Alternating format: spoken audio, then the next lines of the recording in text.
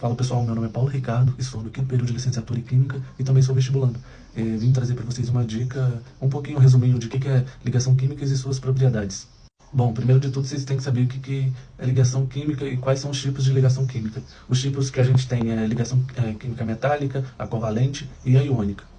E com isso, deixa uma observação muito importante, é que na natureza a gente tem que saber que a gente encontra esses elementos na forma combinada, ou seja, originando várias outras substâncias. E um exemplo dessas substâncias, desses compostos que estão presentes no nosso dia, é o NaCl, a água, o CO2, etc.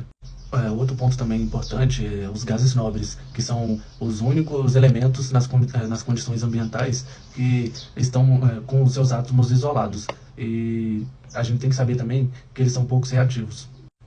Visto isso, a gente vai para a regra do octeto. E o que fala a regra do octeto? É que um átomo tende a ficar com 8 elétrons em sua camada de valência para poder ficar semelhante a um gás nobre, ou seja, no seu estado fundamental.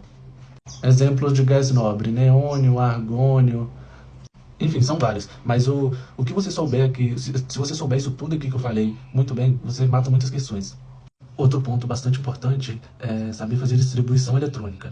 E se você não sabe fazer distribuição eletrônica, você tem que aprender, cara. Decora, assim, o diagrama de Linus Pauling. Eu sei que, tipo, muita gente fala que decorar não ajuda, que não é bom, que você não aprende. Mas, cara, pra mim é uma coisa que super funciona. E decorando e você revisando periodicamente, querendo ou não, você vai aprender. Então, cara, decora e revisa direto que você vai aprender.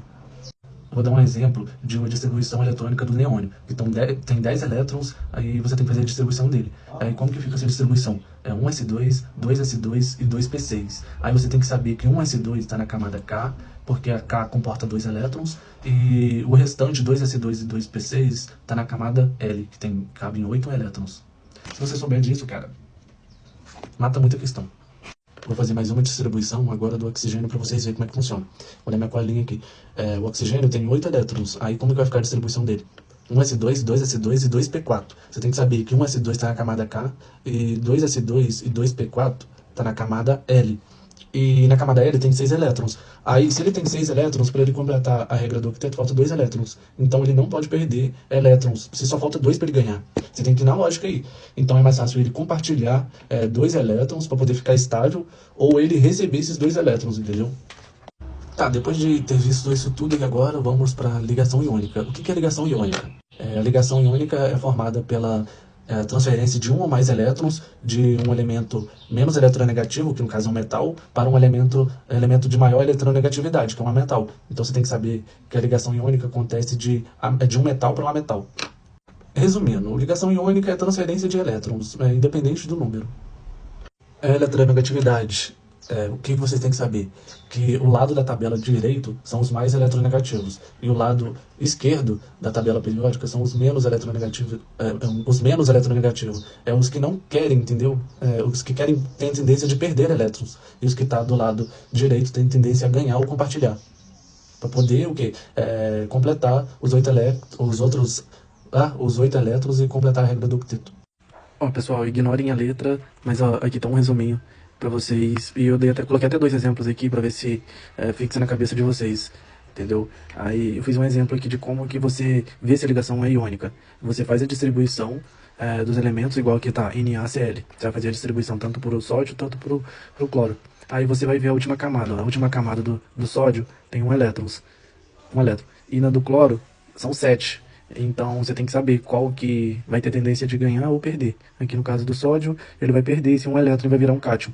E aqui no cloro ele vai ganhar 1 elétron e vai virar um ânion. Aí quando você quando você coloca assim, você não precisa representar.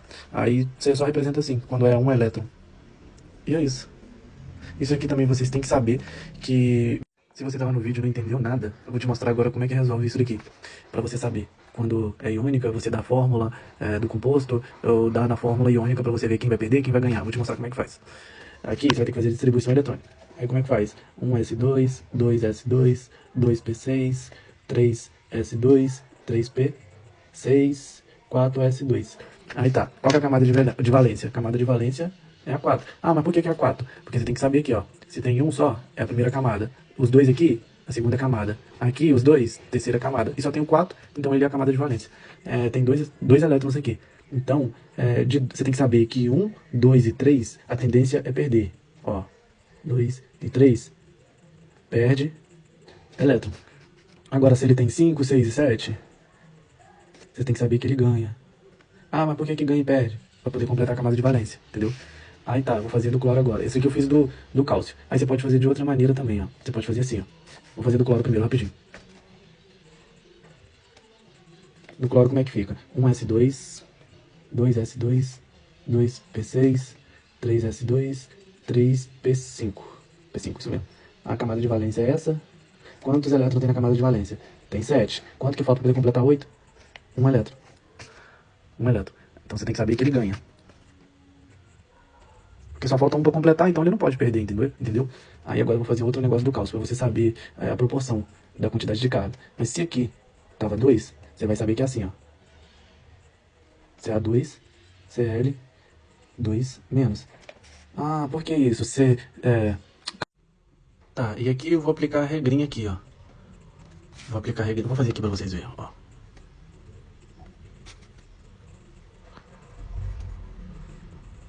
Aí agora o que eu faço para poder achar isso daqui? Eu vou aplicar aquela regrinha do cruzado e vai ficar assim, ó. CaCl2.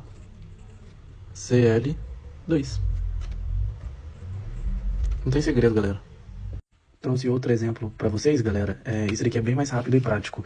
Isso daqui é para aquelas questões que são objetivas. Aí você não precisa fazer todo esse passo a passo aqui de distribuição eletrônica. Enfim, até porque você não vai ter tempo, né? E tempo é precioso, né, Enem? Aí eu vou te ensinar como é que faz isso aqui. Alumínio, ele está no grupo 13 e o oxigênio está no grupo 16. Se ele está no grupo 13, você tem que saber que a última camada tem 3 elétrons e a do oxigênio 6 elétrons. Então, se aqui ele tem 3 elétrons só, então a tendência é o quê? Ele perder esses 3 para poder completar o octeto, né? A última camada completa. Aí vai ficar assim, então, ó. Perde 3. E esse daqui, se ele tem 6 elétrons na última camada, ele precisa ganhar só 2 para poder completar. Então é mais fácil ele ganhar esses 2 do que ele perder, entendeu? Perder elétron. Aí tá, depois que você fez isso, para ver se ele perde ou se ele vai ganhar elétrons, aqui você tem que saber quem que é cátion e quem que é ânion. Aqui no caso, se ele perder os 3, ele vai virar um cátion. Esse aqui, um ânion. Aí se ele perder os 3, ele vai ficar assim, ó. Al mais 3. O oxigênio, se ele tava com 6, ele ganhou 2, ele vai ficar assim, ó. Aí tá, aí agora você só vai ter que aplicar uma regrinha que tem que saber, que é o cruzado.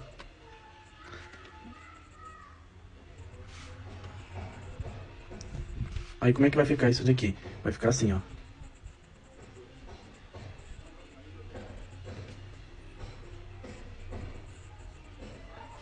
Essa daqui é a fórmula iônica, onde eu mostro as cargas.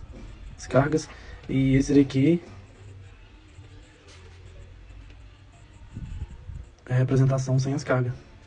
Assim que faz, para você não perder tempo. E esse daqui é o composto iônico, basicamente é isso, galera. Esse daqui é muito mais prático e rápido de fazer, que é aquilo que eu falei, né?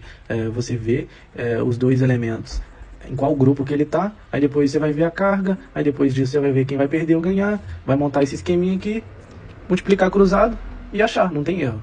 E a dica foi essa.